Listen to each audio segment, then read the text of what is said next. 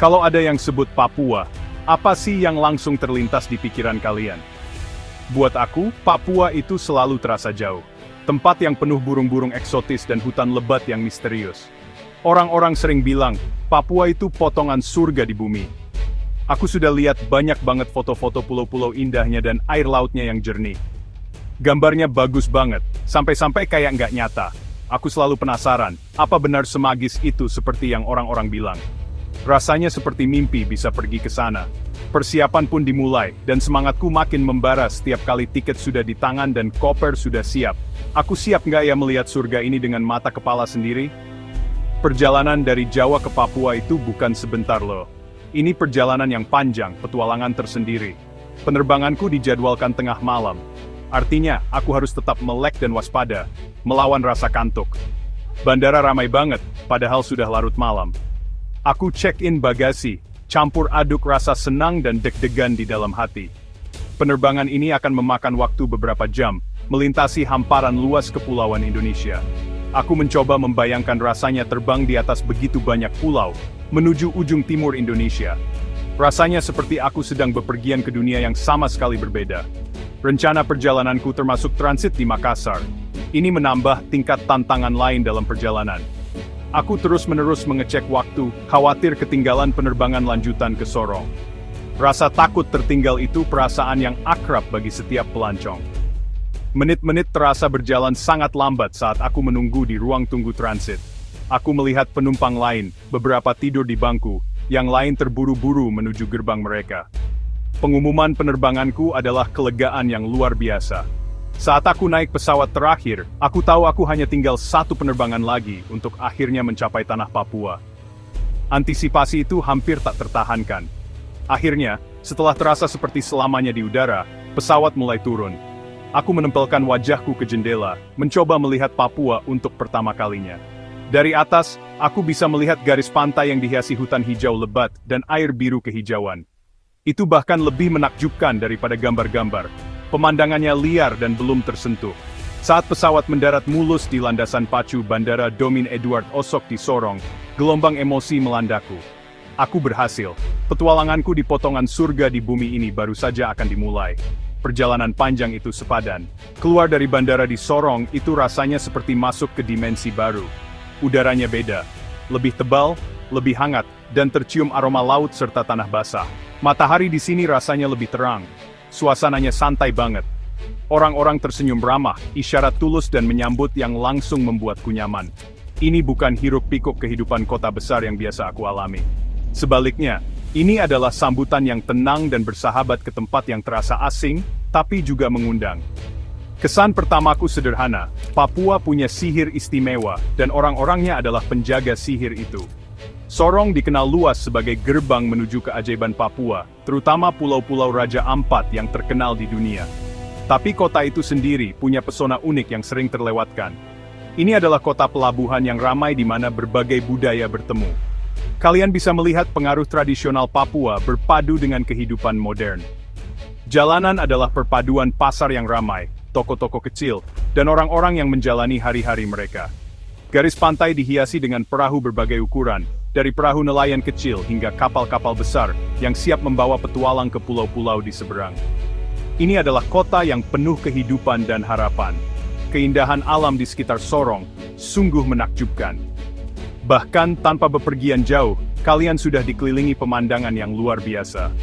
Perbukitan di sekitar kota ditutupi vegetasi tropis yang lebat, menciptakan latar belakang hijau yang dramatis di antara langit biru. Pantai-pantai terdekat memiliki pasir putih lembut dan air jernih, sempurna untuk sore yang tenang. Aku mengambil waktu sejenak untuk berdiri dan menikmati semuanya. Suara ombak, angin laut yang lembut, dan warna-warna alam yang cerah adalah pesta untuk indera. Ini adalah keindahan alami yang liar dan belum tersentuh, yang sudah aku tempuh jauh-jauh untuk melihatnya. Hari pertamaku dihabiskan untuk menjelajahi kota, merasakan ritmenya.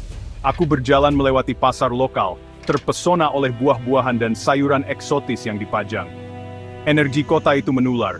Rasanya seperti tempat di ambang penemuan, menyimpan cerita dan rahasia yang tak terhitung jumlahnya di jalanan dan pantainya. Sorong bukan hanya tempat singgah, itu adalah tujuan tersendiri. Itu adalah pengantar yang sempurna untuk petualangan besar yang menantiku di tanah Papua yang luas dan indah. Aku sangat ingin melihat, merasakan, dan mengalami semua yang ditawarkannya. Nggak ada perjalanan yang lengkap tanpa mencoba makanan lokal. Di Sorong, misiku jelas, aku harus menemukan dan mencicipi rahang tuna yang legendaris. Aku sudah dengar banyak banget tentang hidangan ini. Teman-teman yang pernah ke Sorong bilang ini wajib dicoba. Mereka menggambarkannya sebagai pengalaman kuliner unik yang nggak bisa kamu temukan di tempat lain. Ide makan rahang tuna raksasa itu menarik sekaligus sedikit bikin gentar. Ini bukan ikan bakar biasa.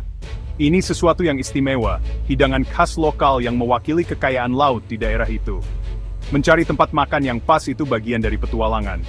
Aku tanya rekomendasi ke penduduk lokal dan satu nama terus muncul, warung seafood terkenal dekat laut. Perjalanan ke restoran itu sendiri adalah pengalaman, menelusuri jalanan Sorong yang ramai. Saat aku sampai, tempatnya sederhana dan gak neko-neko. Itu adalah tempat makan terbuka dengan meja kayu panjang dan kursi plastik. Udara dipenuhi aroma lezat seafood bakar dan rempah-rempah. Ramai banget dengan orang-orang, baik penduduk lokal maupun turis, semua dengan lahap menikmati makanan mereka. Ini pertanda bagus. Aku akhirnya memesan rahang tuna bakar yang terkenal itu. Ketika hidangan itu tiba di mejaku, aku kaget. Gede banget. Rahangnya dibakar sempurna dengan gosong cantik di bagian luar. Disajikan sederhana, dengan seporsi nasi, tumis kangkung, dan sambal pedas sebagai cocolan. Ukurannya yang besar itu mengesankan. Ini bukan hanya makanan, ini adalah tontonan. Aku nggak sabar untuk menyantapnya. Kenapa rahangnya? Penduduk lokal menjelaskan bahwa daging di bagian ikan ini sangat empuk, berlemak, dan beraroma, menjadikannya potongan yang paling berharga. Aku mengambil gigitan pertamaku, dan itu adalah ledakan rasa. Dagingnya luar biasa lezat dan juicy, praktis meleleh di mulutku. Rasa asap dari panggangan berpadu sempurna dengan tekstur tuna yang kaya dan berminyak. Mencelupkannya ke dalam sambal pedas dan asam, meningkatkan rasa ke tingkat yang sama sekali baru. Itu tidak seperti ikan lain yang pernah aku rasakan sebelumnya. Setiap gigitan adalah kebahagiaan murni. Aku akhirnya mengerti mengapa semua orang memujinya. Ini bukan hanya makanan, ini adalah perayaan laut, cita rasa jiwa Sorong. Selesai menyantap sepiring rahang tuna itu, membuatku merasa sangat puas. Itu lebih dari sekadar makanan enak. Itu adalah pengalaman yang menghubungkanku dengan budaya lokal. Duduk di warung yang ramai itu, berbagi meja dengan orang asing yang dengan cepat menjadi teman, aku merasakan koneksi yang mendalam dengan Sorong. Tindakan sederhana makan telah membuka jendela ke jantung kota ini. Itu mengajarkanku bahwa kadang-kadang pengalaman perjalanan paling otentik ditemukan di tempat-tempat paling sederhana, seperti warung seafood sederhana di tepi air. Kenangan rasa itu akan tetap bersamaku untuk waktu yang sangat-sangat lama. Merenungkan beberapa hari pertamaku di Papua, aku merasakan rasa syukur yang mendalam. Perjalanan itu panjang dan melelahkan, tapi setiap momennya sepadan. Dari kegembiraan yang mendebarkan di bandara, hingga pemandangan Papua yang menakjubkan pertama kali dari pesawat, itu adalah petualangan yang tak terlupakan. Menginjakan kaki di tanah Papua terasa seperti pulang ke tempat yang belum pernah aku kunjungi. Kehangatan orang-orangnya dan keindahan alamnya yang luar biasa telah sepenuhnya memikatku.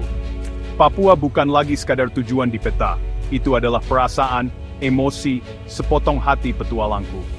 Penemuan kuliner di Sorong itu hanyalah permulaan. Itu memicu keinginanku untuk menjelajahi lebih banyak lagi apa yang ditawarkan Papua. Jika satu hidangan saja bisa menyimpan begitu banyak rasa dan cerita, aku hanya bisa membayangkan rahasia apalagi yang tersembunyi di pulau-pulau terpencilnya, hutan lebatnya, dan dunia bawah lautnya yang penuh warna. Nafsu petualanganku kini lebih kuat dari sebelumnya. Aku ingin berlayar ke Raja Ampat, mendaki lembah Baliem, dan bertemu suku-suku beragam yang menyebut tanah luar biasa ini rumah mereka. Papua adalah alam semesta keajaiban yang luas menunggu untuk ditemukan. Perjalanan pertama ini hanyalah cuplikan sekilas ke surga Papua. Rasa rahang tuna berfungsi sebagai janji lezat akan lebih banyak petualangan yang akan datang. Aku tahu aku akan kembali. Ada begitu banyak lagi yang harus dilihat, begitu banyak lagi yang harus dipelajari, dan pasti begitu banyak lagi yang harus dimakan. Bagi siapapun yang memimpikan petualangan yang akan menyentuh jiwa kalian, pesanku sederhana, pergilah ke Papua. Biarkan keindahannya membanjiri kalian, biarkan orang-orangnya menyambut kalian, Dan biarkan rasanya mengejutkan kalian. Potongan surga kecil kalian sendiri sedang menunggu.